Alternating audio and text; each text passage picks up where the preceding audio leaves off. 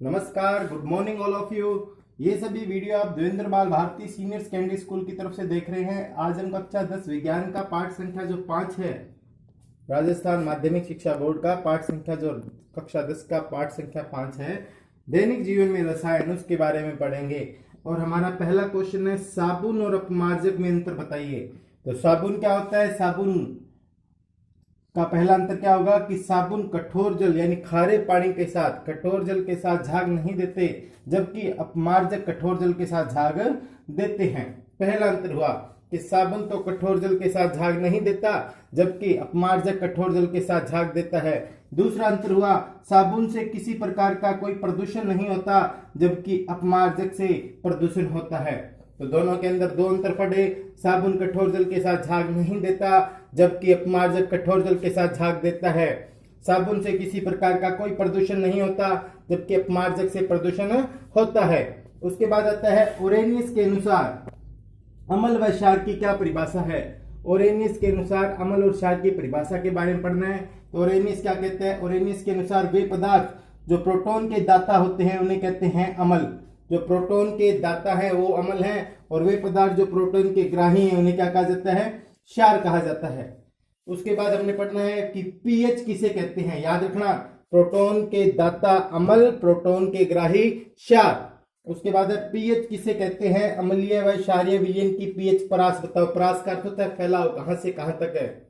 उसके बाद है, पीएच किसे कहते हैं? हाइड्रोजन आयन सांद्रता के ऋणात्मक लोगेरिथम को पीएच कहा जाता है। ऋणात्मक लोगेरिथम को इस तरह से लिखते हैं, माइनस लॉग। हाइड्रोजन आयन सांद्रता के ऋणात्मक लोगेरिथम को क्या कहा जाता है? पीएच कहा जाता है। फिर अम्लीय विलयन की पीएच कहां से कहां तक होती है? तो 0 से लेके 6.9 तक होती है। क्षारीय विलयन की पीएच परास कहां से कहां तक होती है? तो 7.1 से लेके कहां तक होती है? 14 तक होती है भाई। तो हमने पढ़ा पीएच और पीएच परास के बारे में। उसके बाद आता है, क्रिस्टलन का जल किसे कहते हैं? क्रिस्टलन का जल किसे कहा जाता है? तो किसे कहते हैं क्रिस्टलन का जल? लवण का इकाई सूत्र लिखते समय जितने अणु जल के जुड़े होते हैं, जोड़े जाते हैं। लवण का जब हम एक सूत्र लिखते हैं तो उसमें जितने अणु जल के जोड़े जाते हैं, जितने अणु जल के जोड़ते हैं, उसे कहा जाता है क्रिस्टलन का जल।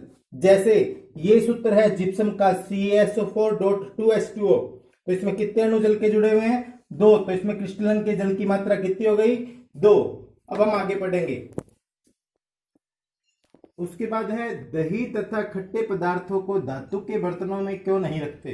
तो याद रखना है, दही तथा खट्टे पदार्थ क्या होते हैं? इनके अंदर होता है अम्ल, और ये अम्ल क्या करता है? धातुओं से क्रिया करके बनाता है विषैले लवण, यानी जहरीले लवण बनाता है। और ये जहरीले लवण हमारे स्वास्थ्य के लिए क्या होते हैं? हानिकारक होते हैं। इसलिए दही तथा खट्टे पदार्थों को धातुओं के बर्तनों में नहीं रखा जाता। आपके क्वेश्चन आएगा, दही तथा खट्टे पदार्थों को धातुओं के बर्तनों में क्यों नहीं रखते? तो आपने लिखना है, दही तथा खट्टे पदार्थों में क्या होता है? अम्ल होता है, जो धातु के बर्तनों से क्रिया करके विषैले लवणों का निर्माण करता है। और ये विषैले लवण क्या करते हैं? हमारे स्वास्थ्य के लिए हानिकारक होते हैं। इसलिए इनको, दही तथा खट्टे पदार्थों को धातु के बर्तनों में नहीं रखते। उसके बाद है, रात को भोजन करने के बाद दांतों को साफ क्यों करना चाहिए?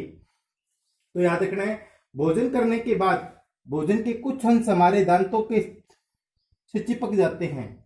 फिर क्या होता है? हमारे मुंह के अंदर जो बैक्टीरिया उपस्थित होते हैं वो दांतों से चिपके हुए भोजन के साथ क्रिया करते हैं और उत्पन्न करते हैं अम्ल। और ये इस अम्ल के कारण हमारे दांतों को नुकसान होता है, यानी हमें दंतक्षय हो जाता है। इस दंतक्षय से बचने के लिए हमें रात को भोजन करने के बाद क्या करना चाहिए? ब्रश वगैरह या दांतों को साफ करना चाहिए।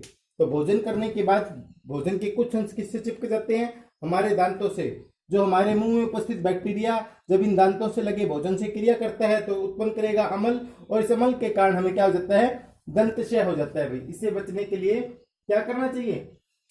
इससे बचने के लिए रात को भोजन के बाद दांतों को साफ करना चाहिए। उसके बाद है, कोई पदार्थ A है, वो क्रिया करता है H2SO4 से और गैस बनाता है B। इस गैस के मुंह पे जब हम जलती हुई मोमबत्ती ले जाते हैं तो गैस फटफट की ध्वनि यानी पॉप ध्वनि के साथ जलने लगती है। पदार्थ ए व बी का नाम लिखो। तो देखिए, ये है सल्फ्यूरिक अम्ल H2SO4, ये है जिंक या जस्ता Zn, आपस में क्रिया करते हैं तो जिंक सल्फ्यूरिक अम्ल को प्रतिस्थापित कर देता है और बनाता है क्या, ZnSO4 प्लस H2। जब इस H2 यानी हाइड्रोजन गैस के मुंह पे जलती हुई मोमबत्ती ले जाते हैं तो ये पॉप ध्वनि या फटफट की ध्वनि के साथ जलने लगती है। तो यहाँ पे पदार्थ ए हुआ Zn और पदार्थ बी क्या हो गया, क्या हुआ, हाइड्रोजन। धन्यवाद।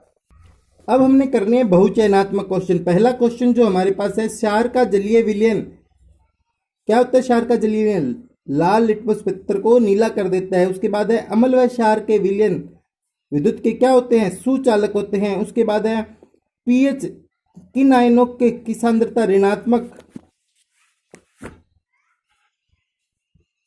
लघुगणक होती है, तो हाइड्रोजन आयन सांद्रताओं की।